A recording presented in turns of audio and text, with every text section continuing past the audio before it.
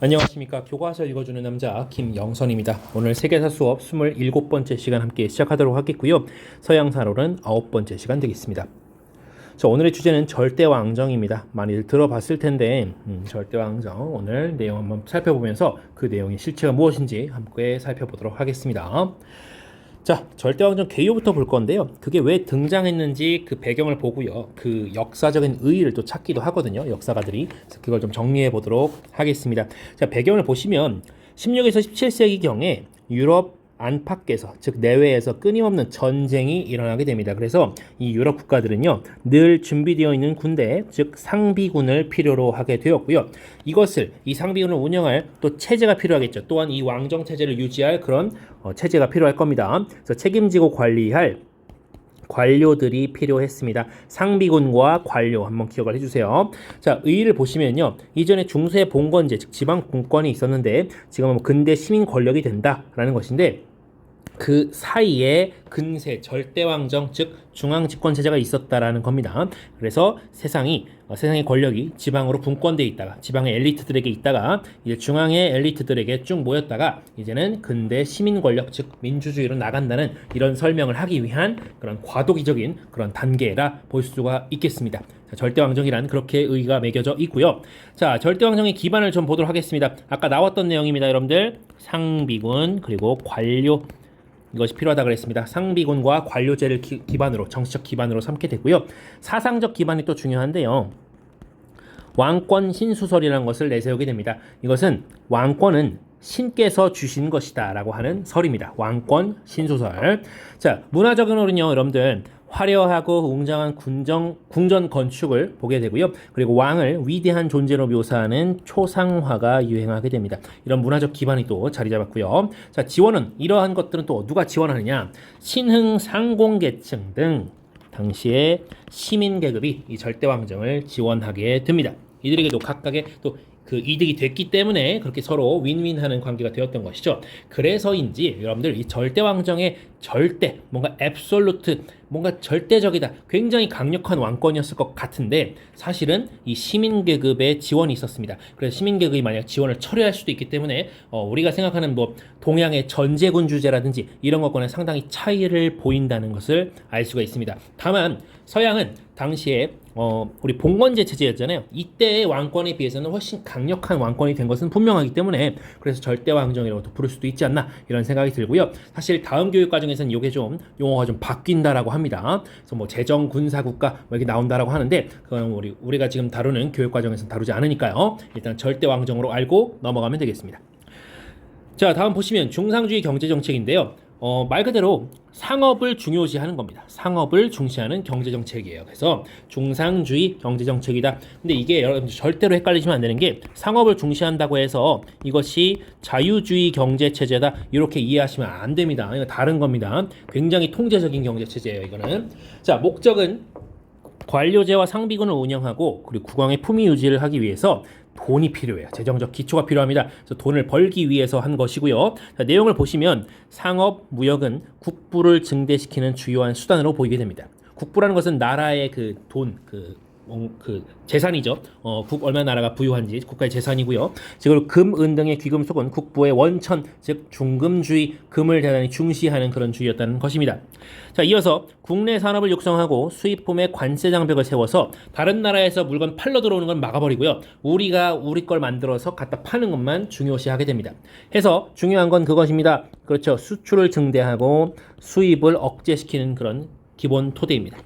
자, 그리고 해외 식민지 개척의 혈안이 되는데요. 왜냐하면 물건을 팔기만 하고 우리한테는 팔지 못하게 하려면 우리 말을 잘 들을 그런 공간이 필요하겠죠. 그런 나라가 이제 다 식민지가 됐던 것입니다. 이 절대왕정 중상주의 경제체제에 따라서 유럽 경제가 그야말로 비약적인 성장, 즉 국가 왕정의 비호 아래 비약적인 성장을 하게 되고요. 이러면서 대자본이 형성되었고 이것으로 상업혁명까지 연합니다. 여러분들 신학로 개청 얘기할 때 상업혁명 얘기 나왔었죠. 그거랑 같이 이어서 보시면 유럽 내부에선 이러한 변화가 있었겠구나. 당시에 교역망이 대륙간으로 펼쳐지는 것이 이런 절대왕정에 그리고 중상주의 경제정책의 영향도 있었겠구나 하고 같이 알아두시면 좋을 것 같습니다. 그 당시에 금, 은이 막 유입된다는 것도 얘기를 했었잖아요. 그렇죠? 그때 그래서 가격혁명 얘기도 했었습니다. 꼭 같이 연결해서 보시면 좋을 것 같고요. 자, 다음은 각국의 절대왕정으로 내용을 좀 이어가 보려고 하는데요. 여기 나라들 이름들이 거의 한 대여섯 개쯤 나옵니다. 그래서 각 나라마다 주요한 절대왕정 군주들이 있어요. 그 이름들 반드시 기억해 주시고요. 그리고 그들의 그 이름과 함께 주요한 정책이나 혹은 뭐 전쟁에서 이겼네 졌네 하는 것들을 같이 살펴보시면 좋을 것 같습니다. 자, 먼저 펠리페 2세 되겠습니다. 펠리페 2세는 에스파냐의 절대군주였습니다. 16세기 중반에서 그 말까지 재위를 했었고요. 이 사람이 여러분들 이 1571년에 레판토 해전이라는 곳에서 오스만 제국을 상대로 승리합니다. 자, 이때 이 에스파냐의 함대가 별명이 있었어요. 무적 함대 또는 아르마다라고도 하거든요. 아르마다 해서 무적 함대 아르마다 같은 거라는 거 한번 표현 알아두시면 좋겠고요. 자, 그리고 또 뭘 병합하냐면 여러분들 놀랍게도 포르투갈을 병합하게 됩니다. 이 같이 경쟁적으로 신앙로 개척에 나섰던 이 포르투갈을 에스파냐가 잠깐 병합했던 것이죠. 물론 잠깐은 아니었어요. 꽤 오랫동안 삼켰었습니다. 자, 그러다가 여러분들 쇠퇴하는 일들이 벌어지게 되는데, 자, 네덜란드 독립선언 했고요. 나중에 이제 베스트팔렌 조약으로 완전히 독립이 승인돼 버리죠. 자, 그리고 얼마 안 돼서 레판토 해전에서 오스만 깨트린 지 얼마 안 돼서 칼레 해전에서 칼레 해전에서 여러분들 영국을 상대로 무적 함대가 패배하게 됩니다. 아르마다가 패배하게 되는 거예요. 자, 그러던 거꾸로 영국 입장에서는 이 절대 왕정, 즉 당시 영국 군주로서는 굉장히 성공 가도를 달리게 되는 그런 일이 벌어지겠죠. 자, 여기 그리고 또 어떤 일이 있었냐면 국내 산업 육성은 또 미비했다는 점도 또 쇠퇴의 한 지점으로 지적되기도 합니다. 자, 다음 넘어갑니다. 여러분들 네덜란드 보도록 하겠는데요. 네덜란드는 어떤 그 왕이 있는 게 아닙니다. 네덜란드 자체가 일단 일종의 회사처럼 움직여요. 네덜란드 동인도 회사 설립되었습니다. 1602년이죠. 자, 인도네시아에 일단 거점을 설치했고요. 아시아 아메리카에서 무역이 번영했다라고 합니다. 그리고 심지어 네덜란드가 이 북미 즉 북아메리카 지역에 식민지를 만드는데 그것이 뉴 암스테르담입니다. 지금의 뉴욕 땅이에요. 자, 그리고 이 네덜란드는요 17세기 초에는 모든 유럽 상선의 4분의 3을 보유한 그야말로 최대 해운국으로 성장합니다. 자, 이것은 절대 왕정, 즉 왕정은 아닙니다. 왕정은 아닙니다만 여러분들 네덜란드 자체가 굉장한 권력을 구가하고 있었다. 이 네덜란드는 그 에스파냐로부터 독립 선언한 이후로 여러분들 자기들만의 그런 세력들을 계속 키워나갔다고 보시면 되겠습니다. 이해하시고요. 넘어갑니다. 자, 다음 영국이죠. 자, 영국은 헨리 8세 한번 기억해 주셔야겠습니다. 언제 나왔었죠? 그렇죠. 그 이혼 안 시켜준다고 영국의 종교개혁을 일으켰던 그 헨리 8세 되겠습니다. 자, 여러분들 먼저 이 사람 그 교회에 대해서 펼쳤던 법이 바로 수장법 되겠죠. 영국 교회 수장은 바로 영국의 왕이다, 자기다 라고 얘기했던 것이고요. 이 사람 때 이제 여러분들 해군 육성한 점도 한번 기억을 해주세요. 그래서 그 강력한 해군을 중심으로 해서 절대 왕정의 기틀을 마련했다. 자, 헨리 8세와 앤 볼린이라고 하는 그 부인 사이에서 나왔던 딸이죠. 엘리자베스 1세입니다. 원래 헨리 8세가 이제 그 캐서린이라고 하는 그 부인이 있었어요. 그런 상황에서 이제 그 캐서린을 내치고 그다음에 앤 볼린과 결혼을 했죠. 그리고 낳은 딸이 이제 엘리자베스 되겠습니다. 자, 엘리자베스 1세 같은 경우는요, 여러분들 모직물 공업을 육성했다라고 하고요. 그리고 또 어떤 법을 선포하는데 영국 국교 양립이네요. 그렇죠. 통일법 되겠습니다. 영국 교회 성공에 관한 내용이었고요. 자, 그리고 또 뭘 통일시키냐면 여러분들 화폐를 통일시키고요. 중상주의 경제정책 실시했다. 자, 그리고 아까 펠리페 2세에게 쓰러진 패배의 순간을 알려주던 것이 바로 이 엘리자베스 1세 때가 되겠습니다. 무적 함대를 격퇴시켰고요. 여러분들 에스파냐 상대로. 그리고 이때 당시에 영국의 제독이 해적 출신이었습니다. 드레이크라고. 자, 그리고 또 뭐가 있느냐, 여러분들.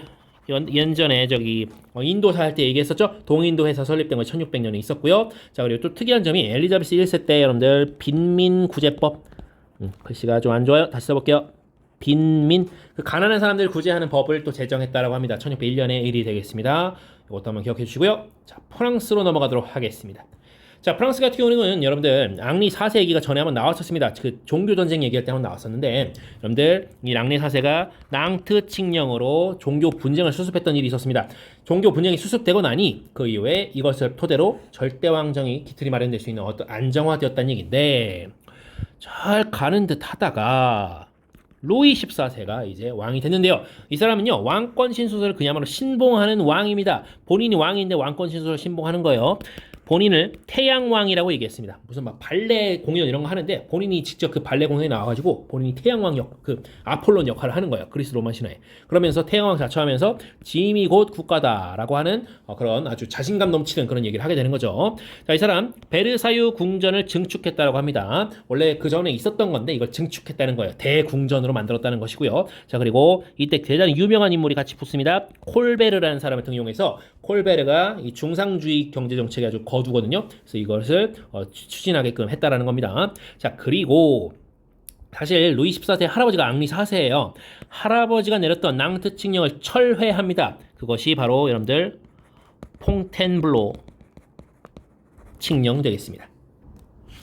여러분 낭트 칙령이라는 거는 위그노의 종교적 자유를 일정 지역에서 보장해 준 거거든요. 근데 이 퐁텐블로는 그걸 취소했다는 거예요. 위그노의 종교적 자유를 완전히 없애버렸다는 겁니다. 그래서 위그노들이 해외 망명을 하게 되는데 이 위그노들이 여러분들 상당히 그 신흥 상공계층들이 많았단 말이에요. 즉 돈 좀 만지는 사람들이었습니다. 그러다 보니 국내 산업이 침체되고요. 또 루이 14세가 무리한 전쟁을 지속하고 나니 만성 재정난을 초래하기도 했다라는 것까지 같이 알아두면 좋겠습니다.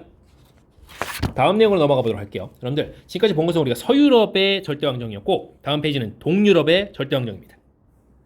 동유럽은 서유럽의 절대왕정에 비해서 좀 성격이 다른데요. 일단 도시나 상공업 발달 자체가 좀 더디었습니다. 그러다 보니 시민 계급이 좀 미약했고요. 그리고 심지어 농노제가 유지되는 그런 곳도 많았습니다. 그러다 보니 서유럽보다 약 100년 정도, 즉 1세기 정도 늦게 절대왕정이 성립되었다고 하고요. 그 성격도 조금 묘하게 다릅니다. 동유럽과 서유럽이 좀 다르니까 알아두시면 좋을 것 같아요. 자, 프로이센 같은 경우는 프로이센 여러분들 그 독일 지역에 있는 그 나라입니다. 자, 프리드리히 2세. 여러분들 프리드리히 2세 이름 기억해 줄 만합니다. 여러분들 이름 좀 다시 쓸게요. 프리드리히 2세는 프리드리히 대제라고도 불립니다. 그만큼 여러 일들을 많이 했다는 것이고요. 자, 오스트리아를 상대로 슐레지엔이라는 땅을 획득했어요. 땅 이름이에요. 지역 이름입니다. 자, 그리고 폴란드 분할에 참여해서 영토 확장했다는 얘기 있고요. 적극적인 서유럽 모방 정책을 펴서 관료제 상비군을 마련합니다. 그야말로 베꼈다 이거예요. 거기다 국내 산업 주도적으로 육성했고요. 그리고 당시에 여러분들 이 인물 기억해 주셔야 돼. 계몽주의자였던 볼테르. 사실 필명인데 글 쓸 때 쓰는 이름인데 어쨌든 글씨 다시 쓸게요. 미안해요. 자, 볼테르와 교류하면서 이 책을 썼대요. 바로 뭘 썼냐면 반 마키아벨리 론이라는 책을 씁니다. 마키아벨리가 그 르네상스 시기에 그 군주로 썼던 그 사람이죠. 그래서 이거 말하자면 반군주로 같은 거예요. 어떻게 군주가 그렇게 모든 그 사전 그 수단과 방법을 가리지 않고 야비하게 그렇게 통치할 수 있느냐? 이렇게 그렇게 하면 안 된다라고 반 마키아벨리론 군주는 국가 제1의 공복이다. 라고 하는 상당히 좀 센세이셔널한 그런 구호를 외쳐가면서 자기가 이제 계몽 전제군주임을 자처하게 됐는데요. 사실은 이제 이렇게 얘기하면서 결국 자기 뜻대로 하거든요.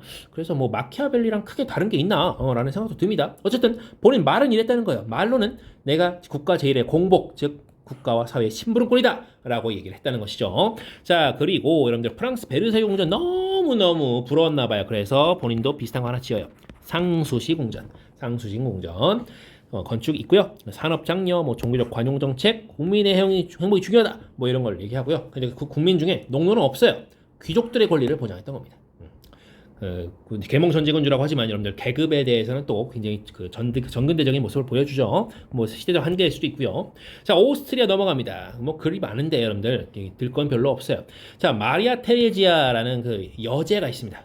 여황제죠. 자, 이 사람은 오스트리아 왕위 계승 전쟁의 중심에 있던 인물이었어요. 이 오스트리아 왕위를 마리아 테레지아 즉 딸에게 넘겨주겠다고 아주 난리였습니다. 근데 이제 그 전에 있었던 황제가 이제 카를 6세인데 그 황제가 죽고 나자 다른 데서 득달같이 달겨들어서 마리아 테레지아한테 시비를 걸기 시작하는 거예요. 그러다가 결국 빼앗긴 땅이 있는데 그게 슐레지엔입니다.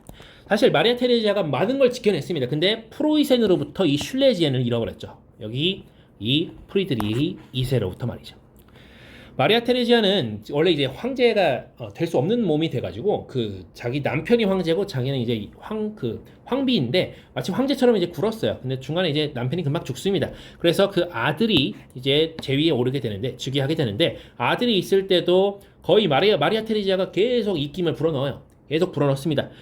나중에 이제 마리아 테레지아가 죽고 나서야 요제프 2세가 자, 나도 계몽 전제군주다 하면서 내정개혁 시도를 했는데 사실 이게 좀 안타깝습니다. 큰 성과가 없었다라고 해요. 그의 요제프 2세의 묘비에 이런 글이 적혀 있대요. 가장 훌륭한 의도를 가졌으나 하려고 한 모든 일에 성공하지 못한 요제프 2세가 잠들었다. 굉장히 좀 씁쓸한 장면이죠, 그렇죠? 자, 마지막 갑니다. 자, 러시아 가겠습니다.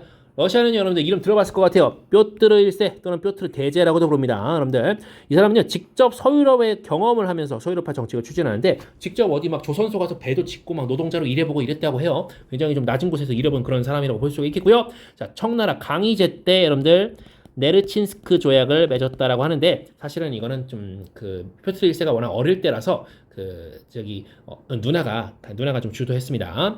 자, 아무튼 또 넘어가겠습니다. 자, 스웨덴과 북방 전쟁 벌였고요. 북방 전쟁. 그래서 발트에 진출하는 그런 쾌거를 얻었어요. 그리고 오스만을 압박해서 흑해 북부 진출. 그러니까 좀 팽창을 했다는 거예요. 발트해든 흑해든 어쨌든 땅을 넓혔다는 얘기고요. 그리고 상트 페테르부르크. 그 페테르가 표트르 그거일 거예요. 이름이 확실하지 않은데 이거 저기 한번 알아보겠습니다. 선생님도. 아무튼 상트페테르부르크에서 그 세인트 피터스버그잖아요. 그래서 여기를 건설해서 천도했다라는 것이고요. 자, 그리고 예카테리나 2세가 그 다음에 이제 또 있게 되는데 좀 시간 차이가 있지만 어쨌든 이 예카테리나 2세도 여러분들 아주 입지전적인 인물입니다. 원래는 이제 그 표트르 3세의 그 부인이었어요. 황후였는데 그 궁정에서 쿠데타에 혁명 일으켜가지고 저기 남편을 퇴위시키고 본인이 황제가 돼요. 굉장히 특이한 인물이죠. 자, 어쨌든 본인이 이제 계몽 전제군주를 자처하면서 내정 개혁을 단행을 했고요. 그리고 역시 또 계몽주의자 볼테르와 교류했다라고 합니다. 자, 프로이센 오스트리아와 함께 여러분들 폴란드 분할 점령했다라고 하는데 여러분들 프로이센 오스트리아 그리고 러시아 이 세 개 나라가 폴란드 분할 점령에 참여했다는 거 이거 선지로 자주 나오는 편이니까 한번 살펴보시면 좋을 것 같습니다. 자, 오늘 여러분들 절대왕정에 대해서 봤습니다. 일단 절대왕정이 어떤 식으로 굴러가는 건지 정치, 사회, 경제적인 면에서 봤고요. 동유럽과 서유럽의 각국의 절대왕정 특징이 어땠는지 대표적인 왕들 또는 내지는 황제들은 어떤 모습이었는지 그것들을 좀 살펴봤습니다. 오늘 내용 여기까지 하도록 하고요. 대단히 고생 많으셨습니다.